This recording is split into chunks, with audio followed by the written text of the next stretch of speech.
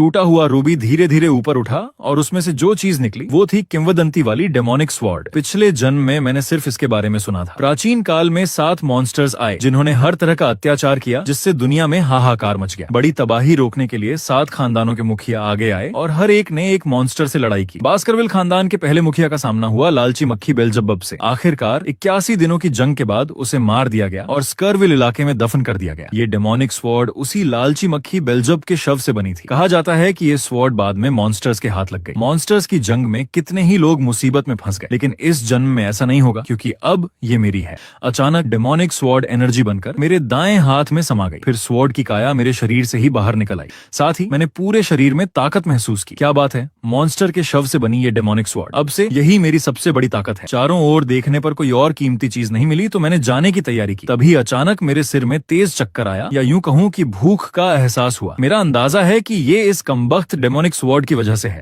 आखिरकार ये यहाँ सैकड़ों साल से भूखी थी। जब मैं बाहर निकला तो मुझे खाने की महक आई। क्या डेमोनिक स्वॉर्ड ने मेरी सूंघने की शक्ति बढ़ा दी? डेमोनिक स्वॉर्ड मुझे एक दिशा में तेजी से खींचने लगी। हाँ, सही था, उसे मेरे शिकार के बी ग्रेड हेल हाउंड की लाश मिल गई। स्वॉर्ड की धार तुरंत मॉन्स्टर के शरीर में घुस गई। जैसे जैसे वो एनर्जी सोख रही थी मेरे चक्कर भी कम हो रहे थे। क्या रेड फेदर ब्लैक माउंटेन्स के जंगल और मिट्टी की जान भी इसी वजह से गई थी? बी ग्रेड हेल हाउंड की एनर्जी सोखने के बाद मुझे उस कुत्ते का स्किल मिल गया, ब्लीड आउट। यहाँ तक कि सबसे छोटे घाव से भी दुश्मन का खून बहता रहेगा। और इसमें अभी 2 स्किल स्लॉट खाली थे। लगता है हर मॉन्स्टर की अपनी एक खास काबिलियत होती है और डेमोनिक स्वॉर्ड दूसरों के स्किल सोखकर अपना बना लेती है। तभी डेमोनिक स्वॉर्ड ने मुझे एक तरफ खींचा। असल में उसे बी ग्रेड हेल हाउंड काफी नहीं लगा।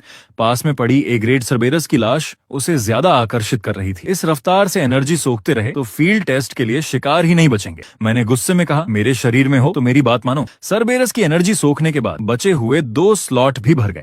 मिला सर्बेरस का स्किल फायर ईगोनी। हमला होने पर शरीर में आग जलने जैसा दर्द होगा जब तक मौत नहीं हो जाती। मैं सोचने लगा क्या सर्बेरस का लेवल ऊंचा होने से 2 स्किल मिले, लेकिन जब मैंने तीसरा स्किल देखा तो हैरान रह गया। एस ग्रेड ग्राउंड राइट का हाई स्पीड रिजनरेशन स्किल। पता चला सर्बेरस की लाश खा रहे चूहे की भी एनर्जी सोख ली गई थी। फील्ड टेस्ट का शिकार भी तैयार हो गया। अब आराम से टेस्ट खत्म होने का इंतजार करते हैं। पिछले जन्म में 30 साल की उम्र में मैं सिर्फ चौथे लेवल तक पहुंच पाया था। इस जन्म में 8 साल की उम्र में ही मैंने 5वां लेवल पार कर लिया। फील्ड टेस्ट खत्म होने के कुछ दिन बाद युवा शिकारी वापस लौटने लगे। हर कोई अपना अपना शिकार लाया, उसके साथ आकलन और इनाम भी मिलने लगे। लेकिन जब सबने मेरा शिकार देखा तो सभी हैरान रह गए। किसी ने सोचा नहीं था कि एक 8 साल का बच्चा ए ग्रेड मॉन्स्टर का शिकार कर सकता है। जल्दी ही ये बात मुखिया तक पहुंच गई। 8 साल की उम्र में वो 3 सिर वाला कुत्ता मार डाला, जिससे खानदान के गार्ड नाइट्स भी घबराते हैं। खानदान के इतिहास में ऐसा कभी नहीं हुआ। मैनेजर भी हैरान था, इतना शक्तिशाली लड़का और सीधी लाइन से नहीं है। तभी मुखिया ने कहा, मैं पिछले मुखियाओं के कुत्ते पालने के तरीके को बदलना चाहता हूँ। खून की लाइन को इतना अहमियत मत दो, चाहे रॉयल खून हो या गुलाम का खून। अगर काबिलियत है तो उसे तराशो। अच्छे खून वाले कुत्ते में भी कुछ कमजोरियां होती हैं। क्या बीजील साहब ने मुखिया का स्वभाव ही बदल दिया है? उस वक्त मुझे मुखिया के स्टडी रूम में बुलाया गया। युगो फिर से सीधे मुद्दे पर आ गया। सुना है तुमने फील्ड टेस्ट में 3 सिर वाले कुत्ते सर्बेरस को मार डाला, ये कैसे हुआ? मैंने मासूमियत से कहा, पिछली बार पिताजी ने जो चॉकलेट दिया था उसी का कमाल है। सब जानते हैं चॉकलेट सभी कुत्तों के लिए जहर है। मेरे पास थोड़ी बची थी तभी मैं उसे मार पाया। जब मैनेजर ने तुमसे शिकार के बारे में पूछा तो तुमने सही जवाब क्यों नहीं दिया? यूगो के सवाल के जवाब में मैंने चापलूसी की। वो मेरे मालिक नहीं है, मैं बास्करविल खानदान का हूँ। मैं सिर्फ मुखिया की आज्ञा मानता हूँ। मेरी चापलूसी देखकर यूगो ने मेरी बात मान ली और मेरे शिकार के सारे मॉन्स्टर्स की लाशें मुझे इनाम में दे दी। साथ ही पहले नंबर का इनाम। मैं कोई एक चीज मांग सकता था, लेकिन मेरा जवाब सुनकर सभी चौंक गए। मैंने कहा, मैं खानदान के 10,000 नेम्स लाइब्रेरी में जाकर पढ़ना चाहता हूँ। मेरा जवाब सुनकर पिता का चेहरा फिर से गंभीर हो गया। क्या तुम जानते हो कि ये लाइब्रेरी सिर्फ मुखिया और उनके सीधे वारिस ही इस्तेमाल कर सकते हैं? मैंने कहा, अगर अनुमति नहीं है तो कोई बात नहीं। लेकिन दिल में मैं सोच रहा था कि कैसे अंदर घुसा जाए। तभी युगो की बात ने मुझे हैरान कर दिया। ठीक है, तुम जा सकते हो और तुम लाइब्रेरी के अंदरूनी हिस्से में भी जा सकते हो। वहाँ बास्करविल खानदान की 6ठी स्वॉर्ड आर्ट की किताबें हैं। उस पल मुझे शक हुआ कि क्या दोबारा जन्म लेने से इंसान की किस्मत भी बदल सकती है। पिछले जन्म में जिसके नाम में गैर कानूनी था, वो ज्यादा से ज्यादा 4थी स्वॉर्ड आर्ट तक ही सीख पाता था। लेकिन अब भी खुश होने की जरूरत नहीं। फिलहाल पिता का स्तर 7वीं आर्ट तक पहुंच चुका है और जब मुझे फांसी दी गई थी तब तक वो 9वीं आर्ट सीख चुके थे। इस जन्म में मैं उनसे आगे निकल जाऊंगा क्योंकि मुझे एक भुलाई हुई स्वॉर्ड आर्ट की किताब का पता है। इसमें पहले मुखिया की स्वॉर्ड आर्ट की सारी जानकारी है। अगर मैं इसे पूरी तरह समझ लूं तो मैं सीधे 10वीं आर्ट तक पहुंच जाऊंगा। फिर मैं तुरंत 10,000 नेम्स लाइब्रेरी पहुंच गया। पिछले जन्म में मैं जिस स्वॉर्ड आर्ट को सीखने के लिए तरसता था वो सारी किताबें यहाँ थी। ये सुनिश्चित करने के लिए कि कुत्ते अपने मालिकों के खिलाफ खिलाफ न जाएं। उन्हें चौथी आर्ट से आगे कभी नहीं सिखाया जाता था और अब मेरे सामने वो किताब थी जिसे पिता ने मुझे पढ़ने के लिए कहा था, छठी स्वॉर्ड आर्ट। सोचा जा सकता है कि अगर मुझे ये छठी आर्ट वाली किताब पढ़ने दी गई तो शायद ये सोचकर कि एक 8 साल का बच्चा इसमें लिखी बातें समझ ही नहीं पाएगा, लेकिन तुमने मेरे बारे में गलत अंदाजा लगाया। पिछले जन्म में मैंने पहली से 40वीं आर्ट तक सब कुछ रट लिया था, इसलिए मैंने आगे के पन्ने छोड़कर सीधे पीछे के हिस्से पलटने शुरू कर दी। मेरा यहाँ आने का मकसद ये नहीं था। जल्दी ही मैंने 5वीं और छठी आर्ट के रहस्य समझ लिए और लाइब्रेरी के और गहरे हिस्से में चला गया। अचानक मेरी नजर एक छुपे हुए कोने में रखी किताब पर पड़ी, द हिडन एम्बुश। इसे बास्करविल खानदान के पहले मुखिया ने लिखा था। इसमें न सिर्फ पहली से 9वीं आर्ट तक के बुनियादी सिद्धांत दर्ज थे, बल्कि खो चुकी 10वीं आर्ट सीखने का तरीका भी था। लेकिन आज तक कोई भी इसे नहीं सीख पाया क्योंकि इसमें 7 पन्ने गायब थे। लेकिन आज मुझे इस किताब की असली कीमत पता है। पिछले जन्म में जब मैं रेड फेदर ब्लैक माउंटेन्स के पास कोई काम कर रहा था तो मुझे एक अंडरग्राउंड फोर्ट्रेस में अचानक एक कागज का टुकड़ा मिला। उसके बाद से पिता 10वीं आर्ट के पीछे पागल हो गए। बाकी के हिस्से ढूंढने और खुद को आगे बढ़ाने के लिए उन्होंने अपने सारे शिकारी कुत्ते छोड़ दिए। पता चला कि बाकी के हिस्से 7 खानदानों में बटे हुए हैं, तो उन्होंने दूसरे खानदानों से जंग छेड़ दी। अनगिनत कुत्तों की जान जाने के बाद आखिरकार सारे गायब पन्ने इकट्ठे हो गए। लेकिन पागलपन की हालत में वो पूरी लाइब्रेरी छानने के बावजूद उस किताब को ढूंढ नहीं पाए जिससे ये पन्ने मेल खाते। उन्होंने अपना गुस्सा हम सब पर निकाला और मैंने कितने ही भाइयों को खो दिया। इस जन्म में मैं ऐसा दोबारा नहीं होने दूंगा क्योंकि मुझे उन 7 पन्नों पर लिखी हर बात याद है। अब मैं हर किसी की चौथी आर्ट की हद को पार करके उस मुकाम तक पहुंच जाऊंगा जहां आज तक खानदान में कोई नहीं पहुंचा। जब मैं किताब में डूबा हुआ था तभी शाम हो गई। आखिरकार मैंने पूरी किताब याद कर ली। फिर मैंने आंखें बंद करके ध्यान लगाया। मेरा शरीर तुरंत सी ऑफ कॉर्पसेस में पहुंच गया। सामने एक दुश्मन का भ्रम प्रकट हुआ। मैंने तुरंत अपनी हथेली में मैजिक एनर्जी इकट्ठा किया और अपनी बाह को एक स्वॉर्ड में बदल लिया। फिर मैंने बास्करविल की पहली आर्ट का इस्तेमाल करते हुए सामने के दुश्मन पर हमला बोल दिया। उसके बाद तुरंत दूसरी आर्ट, तीसरी आर्ट और फिर चौथी आर्ट, फ्यूरियस स्लैश चार्ज। अब बारी थी खुद को पार करने की। 5वीं आर्ट। मैंने पिछले जन्म को याद किया, पिता का उदय, असली भाइयों का दबदबा, खानदान की सेवा में जान लगा देना। और फिर भी मुझे 5वीं आर्ट सीखने नहीं दी गई, सिर्फ इसलिए क्योंकि मैं एक गैर कानूनी संतान था। मैंने अपना शरीर आगे की ओर झोंक दिया। सामने का दुश्मन अचानक युगो बन गया। 2 जन्मों का गुस्सा एक ताकतवर हमले में बदल गया। मेरा हमला पल भर में युगो के शरीर को चीर गया। इस बार मैं तुम सबको चकनाचूर कर दूंगा। उसी के साथ मैं सी ऑफ कॉर्पसेस से बाहर आ गया। इसकी ताकत अभी भी कमजोर लग रही है। उस वक्त मैं एक बच्चे की तरह खुश था क्योंकि लगता था कि मैंने 5वीं आर्ट सीख ली है।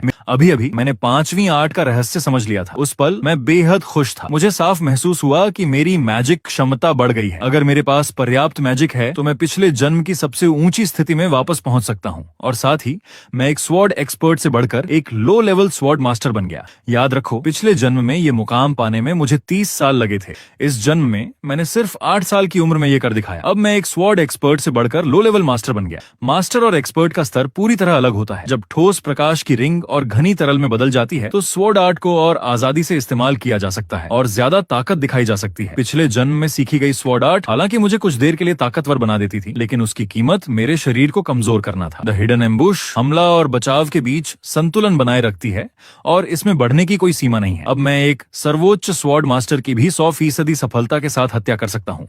अगर सीधी लड़ाई हो तो भी मेरी जीत की 50% संभावना है। अब सिर्फ एक ही सवाल है, युगों को कितनी ताकत दिखाऊं ताकि बाहरी दुनिया को शक न हो। इस तरह मेरे पास उन चीजों को वापस पाने के लिए पर्याप्त वक्त होगा। फिर मैंने अपनी जेब से पहले से तैयार आवर्धक कांच निकाला।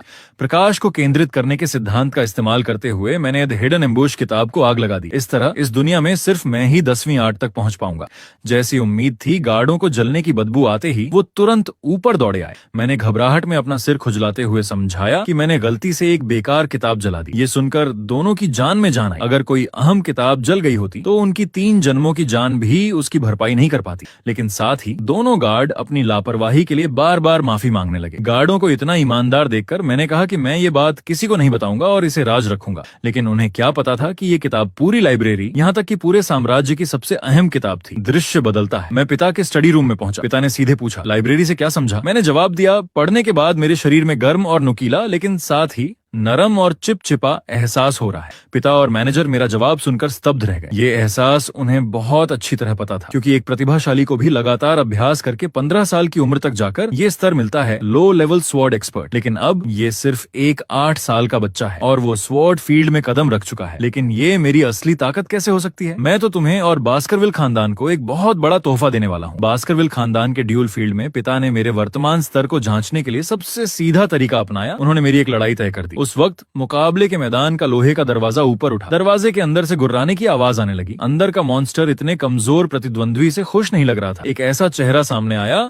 जो 2.5 महीने से भूखा था, एक सी ग्रेड होगा। दर्शकों ने सांस रोक ली। आखिरकार एक 8 साल के बच्चे के लिए ये कोई आसान दुश्मन नहीं था। पिता ने मंच से कहा, अगर जरूरत पड़ी तो गार्ड नाइट हस्तक्षेप करेंगे। पिता के शुरू कहते ही ओगर के शरीर की जंजीरें खोल दी गईं, खून से बनी आंखें लाल हो गईं, दांत पिसने लगे और 1 साल से न धुले मुंह की बदबू फैलने लगी। सामने के इंसानी बच्चे के प्रति ओगर में कोई दया नहीं थी। वो अपना शरीर उछालकर मेरी ओर हमला करने लगा, लेकिन मैं भी कोई आम बच्चा नहीं था। मैंने पहल करते हुए बिजली की रफ्तार से आगे बढ़कर उसकी एक बांह काट दी। शायद ओगर ने भी नहीं सोचा होगा कि सामने बच्चा इतना खतरनाक होगा। उसे कुछ समझने का मौका भी नहीं मिला कि उसकी एक बांह कट गई है। मैंने जीत को और आगे बढ़ाते हुए ओगर के निचले हिस्से पर हमला किया।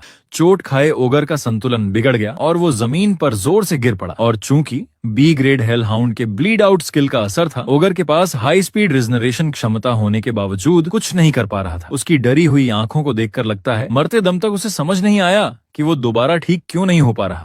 मंच पर बैठे दर्शक और भी हैरान थे। बिना मैजिक के इस्तेमाल के एक सी ग्रेड ओगर को इस हालत में पहुंचा देना। तुम जानना चाहते थे कि मैंने लाइब्रेरी में क्या पाया? मैं तुम्हें बताता हूँ। उस वक्त मैंने अपने हाथों से एक मुद्रा बनाई और स्वॉर्ड की धार पर लाल काले मैजिक की एक परत चढ़ गई। अभी अभी जमीन से उठा ओगर अचानक एक जानलेवा खतरे को महसूस करने लगा। मैं उसे प्रतिक्रिया देने का मौका कैसे देता? मैंने तुरंत एक बगल से काटने वाला वार किया जो सीधे उसके शरीर को चीर गया। इस बार पिता बिल्कुल नहीं बैठ पाए। मेरे शुरुआती प्रदर्शन से लेकर अब तक सी ग्रेड मॉन्स्टर को झटके से मारने तक मैं निस्संदेह 10,000 साल में एक बार आने वाला प्रतिभाशाली था। सिर्फ 8 साल की उम्र में पहली स्वॉर्ड आर्ट समझ लेना। लेकिन इज्जत के प्यारे पिता अभी भी ये कहकर बात समझा रहे थे कि ओगर बहुत देर से भूखा था, इसलिए मैं आसानी से जीत गया। लेकिन मेरे अगले शब्दों ने उनकी उत्तेजना को और भी चरम पर पहुंचा दिया। क्या इस ओगर से भी ताकतवर कोई और शिकार है? मेरी बात सुनकर दर्शक दंग रह गए। मुझे लगा कि कुछ हद तक ताकत दिखाना बेहतर होगा। अगर किस्मत अच्छी रही तो मेरी तरक्की को मान्यता मिल जाएगी। शायद मुझे किसी दूर के इलाके में भेज दिया जाए या किसी स्कूल में दाखिला मिल जाए। इस तरह मैं युगों से अलग हो जाऊंगा। लेकिन पिता बहुत उत्साहित थे। लगता था कि सी ग्रेड ओगर से उनके बेटे की असली ताकत का पता नहीं चला। उन्होंने मैनेजर से पूछा, आधे महीने पहले बर्बर लोगों पर हमले के वक्त पकड़े गए प्रयोग वाले मॉन्स्टर अभी भी हैं क्या? एक खून का प्यासा बी ग्रेड ट्रॉल। वो निश्चित तौर पर मेरे बेटे के लिए सही प्रतिद्वंद्वी होगा। उस वक्त 10 मीटर लंबा काले पत्थर जैसी खाल वाला एक मॉन्स्टर धीरे धीरे मेरी तरफ आने लगा। उसकी बाहें लोहे के गदा जैसी मजबूत और ताकतवर थीं, जो आसानी से किसी इंसान का सिर कुचल सकती थी। दर्शकों को ऐसा लगा जैसे उन पर कोई बड़ा खतरा आ गया हो और वो डर से सांस भी नहीं ले पा रहे थे। इसके बावजूद मैं हमेशा की तरह शांत था। मैंने पिता से पूछा, क्या मैं शुरू कर सकता हूँ?